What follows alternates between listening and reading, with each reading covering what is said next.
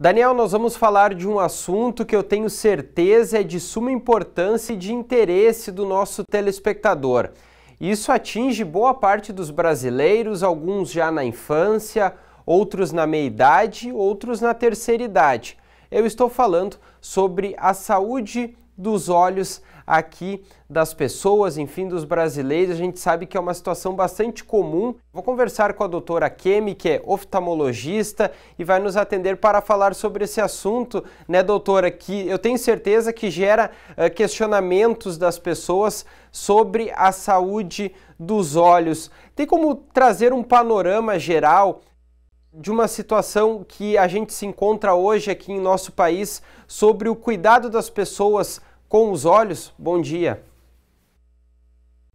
Olá, bom dia. Muito obrigada pelo convite. É um prazer estar aqui e é sempre um prazer falar sobre saúde ocular e prevenção à cegueira, principalmente. Isso decorrente de baixa taxa de diagnóstico.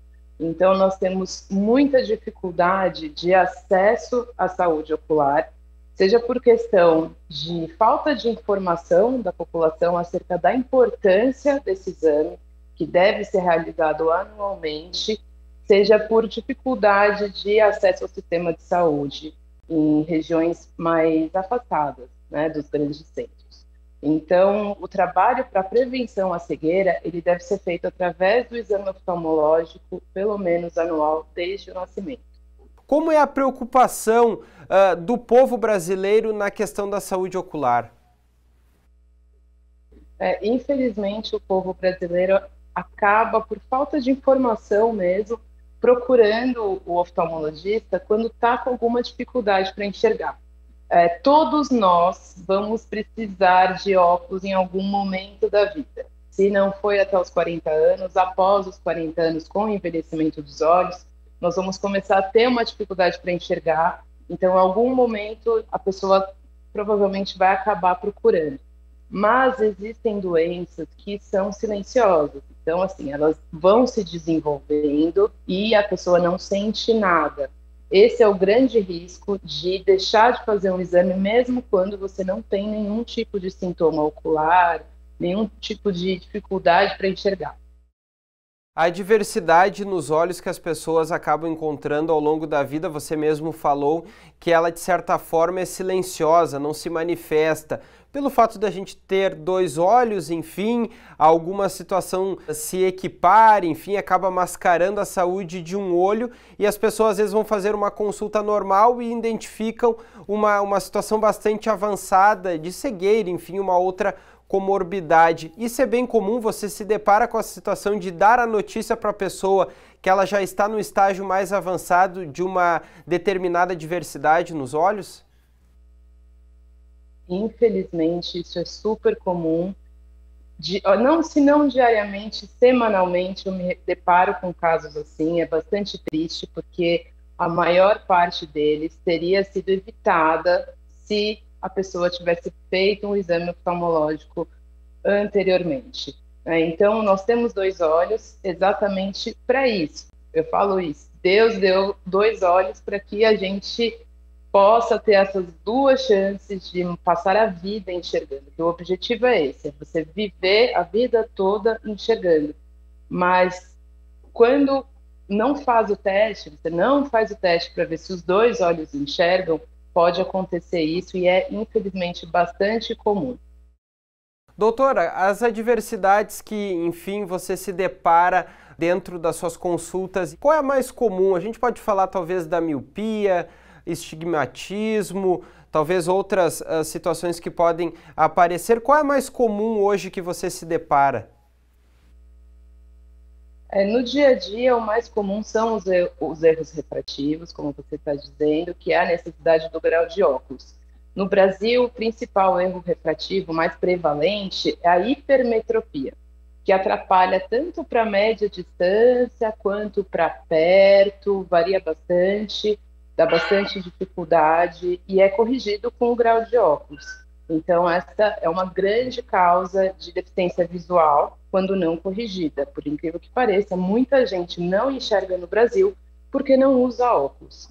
A próxima causa é a catarata. A catarata ela é a principal causa de cegueira reversível no mundo, né? Então, a catarata, tem muita gente cega por catarata, mas é uma cegueira que nós conseguimos reverter através de uma cirurgia, que hoje em dia, graças à tecnologia, é extremamente desenvolvida, é uma cirurgia relativamente simples, com rápida recuperação e ótimos resultados na maioria dos casos.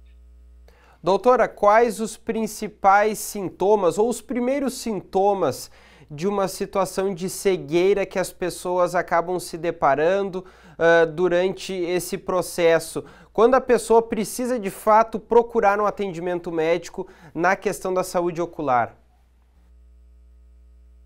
Aqui eu vou abrir uma ressalva de que sempre deve procurar um atendimento ocular, mesmo que não tenha sintoma nenhum.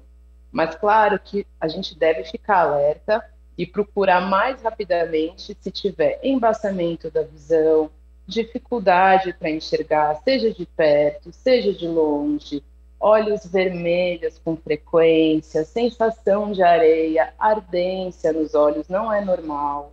Não é normal sentir coceira nos olhos, também é um motivo para procurar um oftalmologista. Essas condições, elas têm tratamento, elas têm melhora, claro que se a gente acabar procurando o médico no momento certo. Doutora, digamos assim, na família tem casos onde a mãe usa óculos, o pai usa óculos, o avô acaba usando óculos, a avó, enfim, a família toda já tem uma situação, uma diversidade ocular. Esse filho, esse neto, ele precisa ficar atento a uma questão relacionada à hereditariedade dessa pessoa? Com certeza, com certeza. Tanto a questão de erro refrativo, que é a necessidade de óculos, quanto a catarata, quanto o glaucoma, que são situações mais graves, tem um componente genético. E principalmente as crianças hoje em dia, nós temos visto na nossa prática clínica, no dia a dia, um aumento da miopia pelo uso de telas, pelo uso de celulares, pelo uso de tablets. Isso tudo a gente tem observado no dia a dia, um aumento dessa taxa de miopia.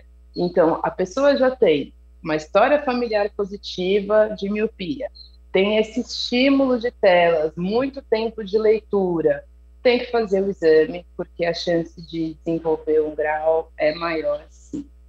Doutora, você entrou num ponto bastante importante, que é a questão do uso excessivo de telas, é celular, computador, notebooks. A gente tem um cardápio digital muito grande e até se fala em entrevistas, enfim, as pessoas falam que essa nova geração são os nativos digitais, eles já praticamente nascem com o domínio das telas, enfim, do funcionamento de um celular, enfim, das novas tecnologias.